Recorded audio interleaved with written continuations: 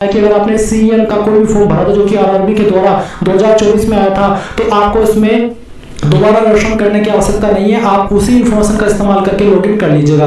पर अब नेशनलिटी में आप इंडिया सेलेक्ट करेंगे। फिर पर्सनल इंफॉर्मेशन में जो भी आपका नाम 10th के सर्टिफिकेट के अकॉर्डिंग है वो आपको यहाँ पर डालना है। उसको दोबारा से डाल करके आपको वेरीफाई कर देना है।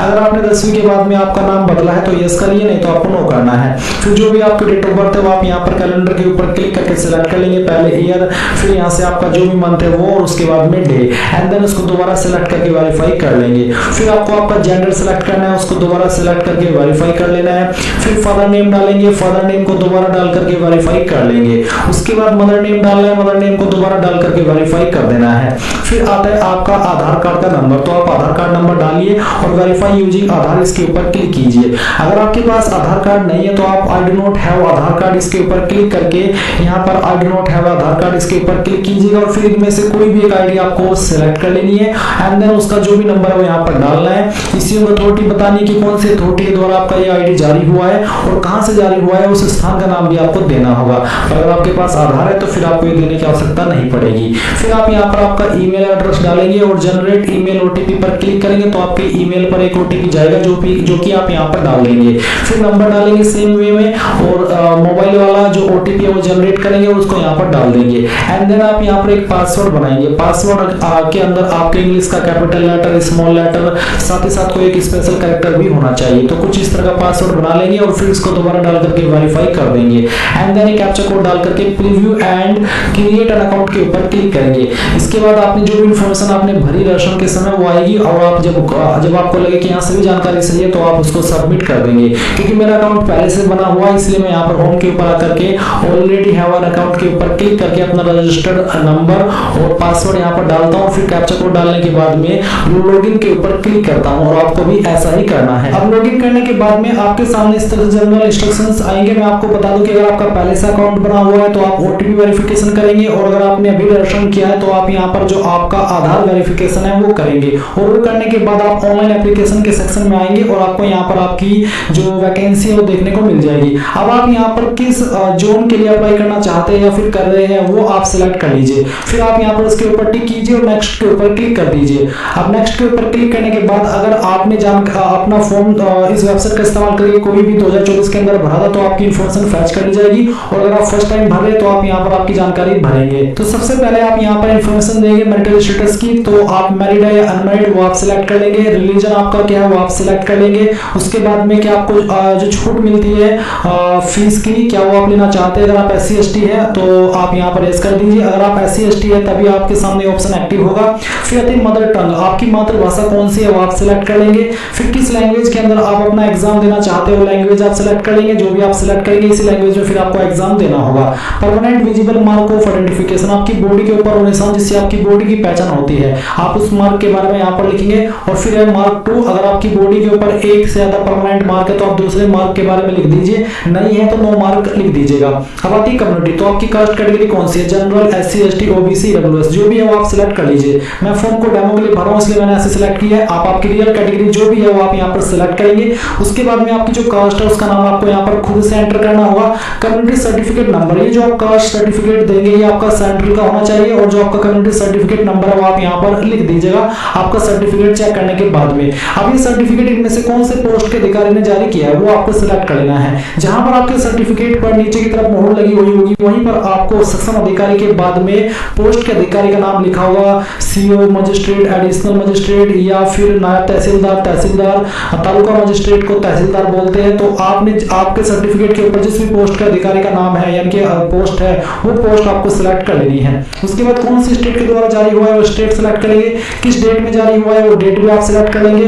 कि एक है फिर do you wish to avail free rail travel pass for the exam, यानी कि जो फ्री रेल ट्रैवल पास मिलता है एग्जाम के लिए क्या आप लेना चाहेंगे। अगर हाँ तो यस, नहीं तो आप नो भी कर सकते हैं। फिर आपको आपके नियरेस्ट रेलवे स्टेशन का नाम बताना है यानी कि लिखना है और जो आपका कास्ट सर्टिफिकेट सर्टिफिकेट है वो आप अपलोड डॉक्यूमेंट के ऊपर क्लिक करके यहाँ पर अपलोड करेंगे, जिसका फॉर्मेट पीडीएफ का होना चाहिए और साइज 500 KB से कम रहना चाहिए। इसके बाद में आप यहाँ पर पोस्टल एड्रेस भरेंगे, यानी कि जो आपका प्रेजेंट एड्रेस है वो आपको भरना है। पहले आप आपकी स्टेट सिलेक्ट करेंगे, फिर आपकी डिस्ट्रिक्ट, उसके बाद में जो आपका एड्रेस है वो आप यहाँ पर लिख दीजिएगा इस कॉलम के अंदर। नियरेस्ट सिटी या फिर मेजर टाउन आपका कौन सा है प्रेजेंट, वो आप यहाँ पर लिखिएगा इस वाले सेक्शन में, और फिर पिन कोड आपका क्या है वो भी आपको यहाँ पर डाल देना है। ये डालने के बाद में आप देखेंगे परमानेंट एड्रेस और नीचे tick if permanent address is same as present address, यानी कि अगर आपका प्रेजेंट और परमानेंट एड्रेस एक ही है, अलग अलग नहीं है, तो आप इसको बॉक्स के ऊपर टिक कर देंगे। अगर अलग अलग है तो अनटिक कर रहने दे और अलग से अपना परमानेंट एड्रेस भर दे। उसके बाद सेव के ऊपर क्लिक करेंगे और फिर नेक्स्ट कर देंगे। अब गाइस आपके सामने यहाँ पर अदर डिटेल का सेक्शन आएगा, जहां पर आपसे पूछेंगे क्या आप एक्स सर्विसमैन है, अगर हाँ तो यस, नहीं तो आप नो करेंगे। क्या विकलांग है, अगर हाँ तो यस, नहीं तो यहाँ पर आपको नो करना है। क्या आप इकोनॉमिकली बैकवर्ड क्लास से आते हैं, अगर हाँ तो यस, नहीं तो आप नो करेंगे। क्या आप रेलवे के सर्विंग एप्लीकेंट है, अगर हाँ तो यस करेंगे, नहीं तो आपको नो करना है। उसके बाद में करंट डिप्लॉयमेंट डिटेल्स में बताना है कि name of the current department organisation, तो सेंट्रल गवर्नमेंट में आपका काम कर रहे हैं करंटली, स्टेट गवर्नमेंट में या फिर पब्लिक सेक्टर अंडरटेकिंग में। अगर आप नहीं कर रहे हैं अभी कहीं पर काम, अनएम्प्लॉयड है, तो आप यहाँ पर नॉट एप्लीकेबल क्लिक कर दीजिएगा। उसके बाद में आप बैंक डिटेल भरेंगे जो कि आपको फीस रिफंड होती है उसके लिए, तो यहाँ पर है रिफंड फी अकाउंट होल्डर, यानी कि आप किस नाम पर बैंक अकाउंट है उसका नाम आपको लिखना है। फिर आपका जो बैंक अकाउंट नंबर है वो यहाँ पर डाल देना है। उसके बाद आप यहाँ पर जो आपका एफएससी कोड है वो भरिएगा, आपको आपकी पासबुक के ऊपर मिल जाएगा, या फिर आप गूगल के अंदर आपके बैंक का नाम लिख करके ब्रांच का नाम लिख दीजिएगा और उसके बाद में लिखिएगा एफएससी कोड। तो ऑनलाइन वे में भी आप अपना एफएससी कोड प्राप्त कर सकते हैं।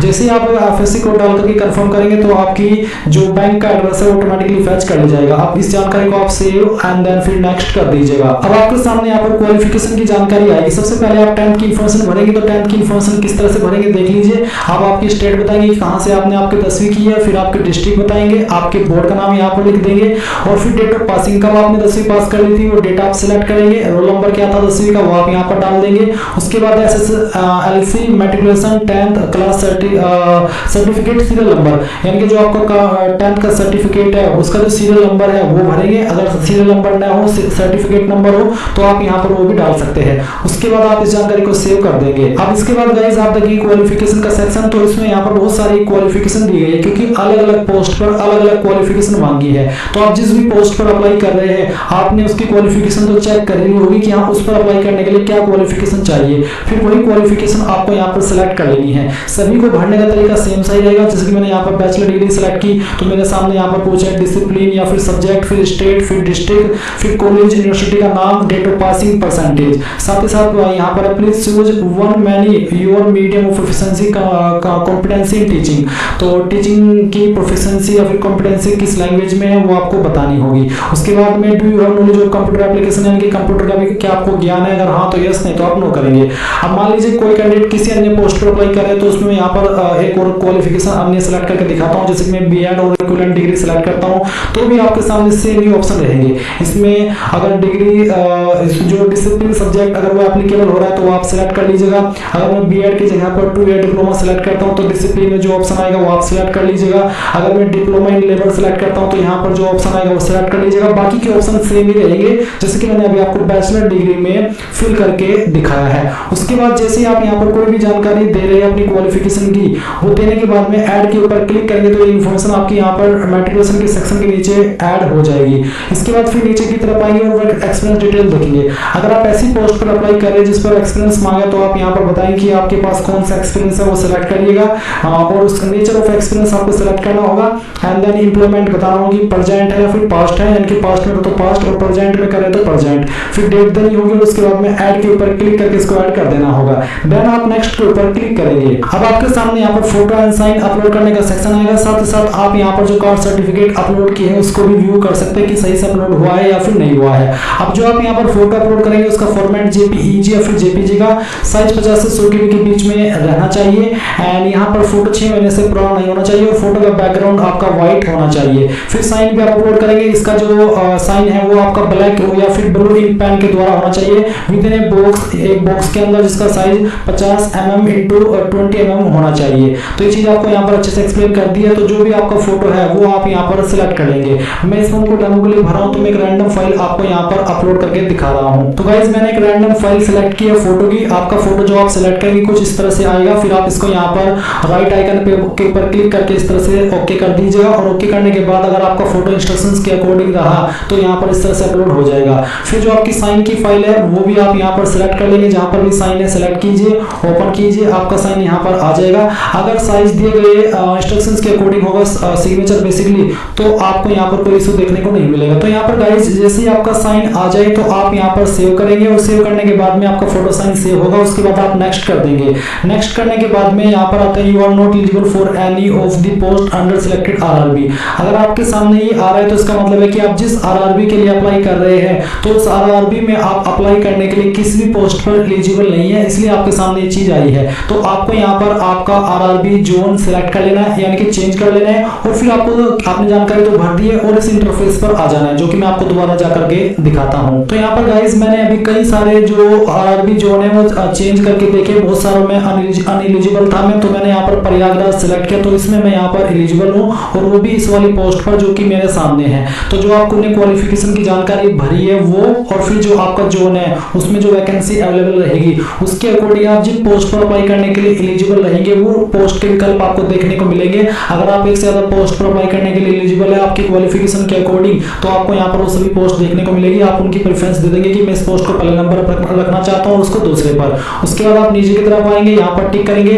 पहले इसमें आपको कुछ और नहीं, सिर्फ ये भरना कि आप कहाँ से फॉर्म को भर रहे हैं, आपकी सिटी का नाम। उसके बाद में आप प्रीव्यू एप्लीकेशन पर क्लिक करेंगे। अब जो भी आपने जानकारी भरी वो आपको सभी चेक कर लेनी है। जब आपको लगे कि सभी जानकारी सही है तो आप यहाँ पर टिक करेंगे। उसके बाद में आप सबमिट कर देंगे। सबमिट करने के बाद आपके पास एक अंतिम मौका है। अगर आपने एक बार यहाँ से सबमिट कर दिया तो आपका फॉर्म सबमिट हो जाएगा फाइनल। इसके बाद में फिर आपको फीस जमा करनी होगी, और अगर आप फिर इसमें कोई चेंजेस करना चाहेंगे तो एक बार फीस जमा करने के बाद जब आपको एडिट का टाइम मिलेगा, मॉडिफिकेशन का टाइम मिलेगा, तभी आप मॉडिफिकेशन कर सकते हैं। इस बीच में आप कोई मॉडिफिकेशन नहीं कर पाएंगे। इसलिए अगर आपको जरा सा भी डाउट होगी, कहीं पर कोई जानकारी गलत हो गई तो कैंसिल करके अपने फॉर्म को अच्छे से चेक करके इस वाले ऑप्शन पर आइएगा, और तभी जाकर के अपनी फीस